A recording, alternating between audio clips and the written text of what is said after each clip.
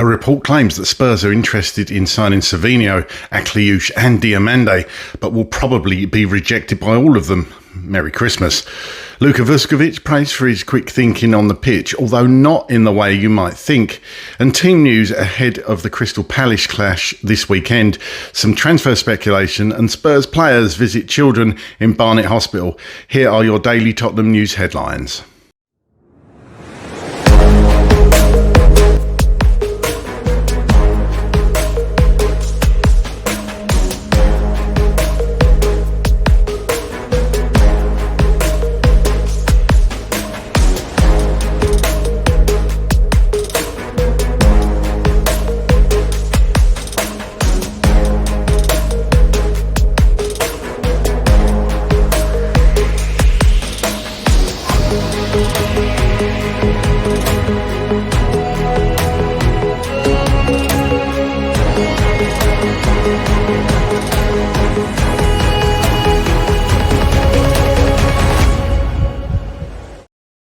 Hello, welcome back to the channel. My name's Craig and here are your daily Tottenham news headlines where I'll be going through all the latest news, rumours and reports.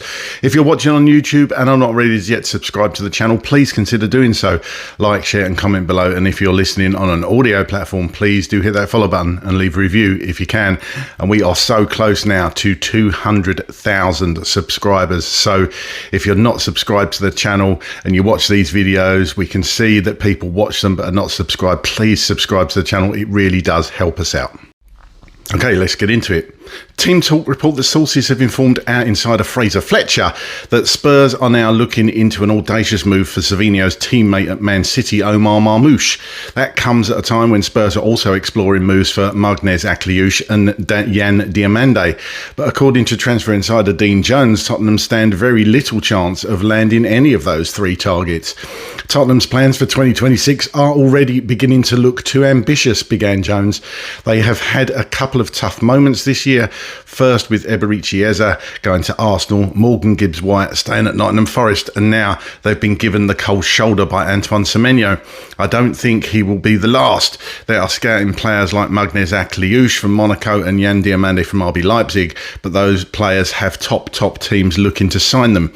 The likes of PSG, Bayern Munich, and no one is likely to choose Spurs over those clubs, are they? So who could Spurs actually sign? Jones went on to state a reignited move for Man City's winger Savinho could be one route into giving Thomas Frank new blood out wide. Savinho was open to joining Spurs last summer, but Man City blocked the move, fearing that the calibre of player they hoped to sign as a replacement, such as Real Madrid's Rodrigo, would not be available. Since then, Savinho has continued to be a bit part player under Pep Guardiola, and the chance to play regularly at Spurs would appeal. The biggest issue will be finding common ground with City on the fee.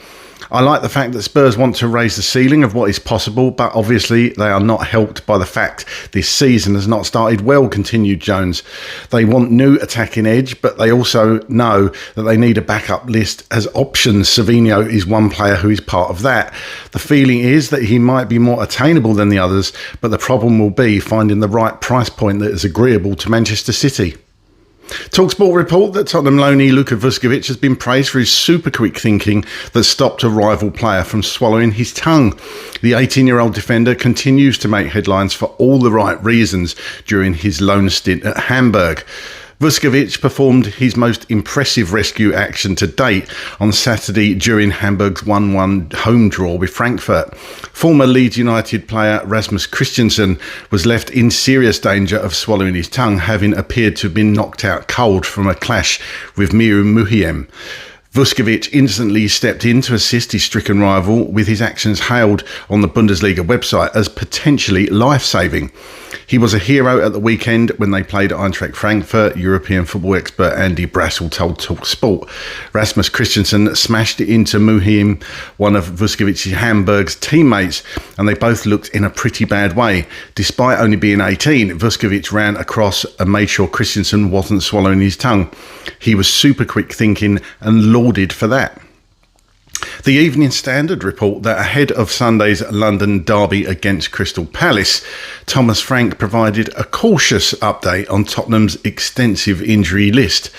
While there was hope for a return for Dominik Solanke or Dejan Kulusevski, Frank confirmed that both remain sidelined for the time being. He refused to set a definitive return date for Solanke, though he noted the striker is progressing forward.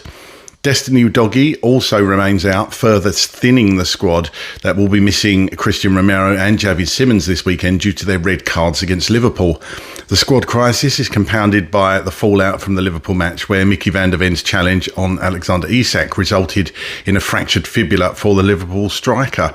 Thomas Frank used his Tuesday's presser to respond to Arne Slot's reckless label of the tackle, defending van der Ven's intent and wishing Isak a speedy recovery.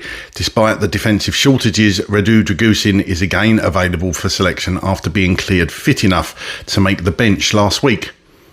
And just a bit of other news to bring you. Rumours surfaced late on Tuesday suggesting Tottenham rejected a tentative approach from Fiorentina for Romanian defender Radu Dragusin. The club views him as essential cover for Romero following his suspension.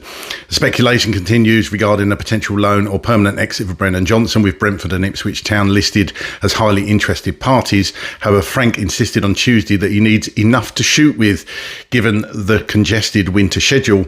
And in non-footballing news, members of the Spurs squad visited Barnet Hospital to distribute gifts to children and staff as part of the club's annual Christmas outreach programme. Tottenham Hotspur players brought Christmas cheer to young patients during a special visit to Barnet Hospital's Galaxy ward. Club captain Christian Romero was joined by teammates Brennan Johnson, Ben Davies and Rodrigo Bentancur as they handed out gifts and spent time chatting with children and families. Okay, well, here's my thoughts on all those stories today. Not much around as you would expect. It's Christmas Eve, but there are some points out there. Firstly, Marmoush. I lauded this player, to be honest, back when we were linked with him last two windows. I've said before, Marmoush, I think he's a brilliant player. Is he gettable for Man City? Apparently not, according to this report, but who really knows?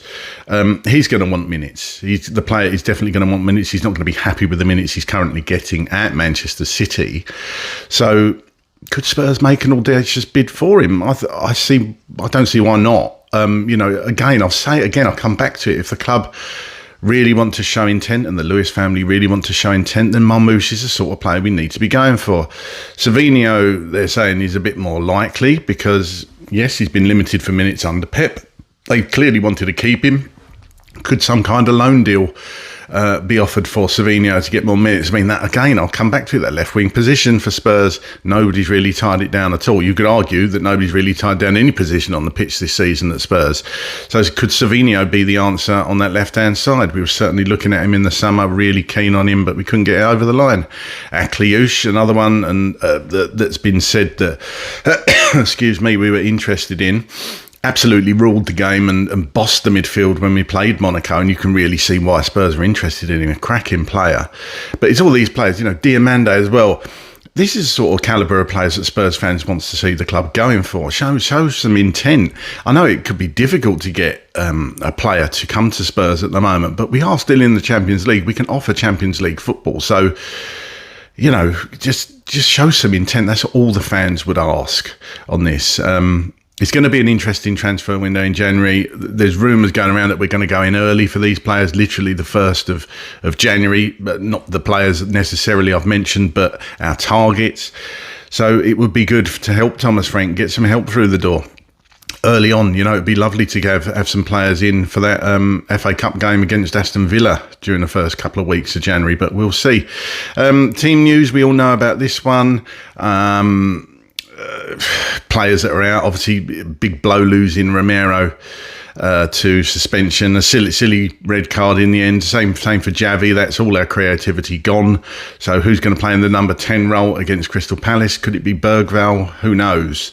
Doesn't look like any of the injured players are going to be coming back again anytime soon. So that's going to be a tough game against Palace. A really tough game. They pushed Arsenal all the way last night in the Carabao Cup. Sadly lost out on penalties, but they're going to be a tough test. They really are. Coming back to Vuskovic, this kid can't do any wrong, can he? He's just lauded and celebrated wherever he goes. He just seems to be doing all the right things and having the foresight and just the thought of helping out a teammate, an opposition player, to check that he hasn't swallowed his tongue. You wouldn't get many players doing that. I might be wrong, but Vuskovic ran over and helped him. I mean, that just shows the calibre of the player. We know how good he is on the pitch, and essentially sort of off the pitch thing, even though it was on the pitch, you know what I mean? Just showing how mature he is. That's really good to see. And hopefully he'll have a really good second half of the season at Hamburg, keep scoring goals and help the team keep clean sheets and be ready in the summer to come back and challenge for a centre-back role. I personally would have preferred him to stay at Spurs, but I can now see the value of that loan. It really is paying dividends for the player and hopefully Tottenham. Transfers, Brennan Johnson again linked with Brentford and Ipswich. I mentioned the Ipswich links yesterday. I would rather us hold on to Brennan Johnson, last season's top scorer, but I know he does split opinion. If Raju Degusin goes out, I've mentioned this before as well, I can't see him going out in January because we need the cover, but perhaps that's one for the summer the club will look at with Vuskovic coming back. Who knows how that's going to go. And finally, really good to see the Spurs players. They do this every year. They visit children's hospitals and wards around the local area. And the players that I mentioned there went and gave gifts to staff and children who are sadly going to be in hospital over the Christmas period. So it's really good to see the club continuing that thing that they do every year and putting smiles on kids' faces. So it's really good to see. Well, that's all for me today. Get down in the comments, let me know how you're feeling as a Spurs fan right now, or anything else you want to talk about. And finally, I just want to wish you all a really Merry Christmas. Thanks for all your support this year so far. It's really meant a lot. I hope you've enjoyed the updates. We're going to try and do even more next year, but we can only do it with your help. So like, subscribe, comment in. It really does help. It's all free. You can do it for free. And that really helps us build the channel and bring you more of the best news surrounding Spurs on the internet. So have a really Merry Christmas, and I'll see you again soon. And as always, come on you Spurs.